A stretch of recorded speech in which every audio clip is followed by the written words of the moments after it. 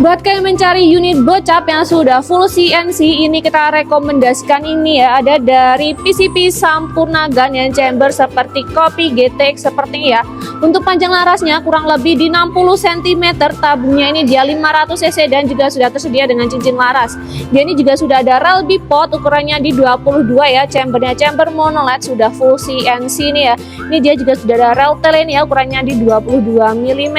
Nah ini untuk poppernya dia popper model cangkul ya, bisa ditarik ulur atau dimaju mundurkan. Nah untuk unit ini kita bandrol di harga 3.450.000 aja ya. Buat kalian yang minat bisa langsung aja screenshot video ini dan kirimkan ke nomor admin di atas ini.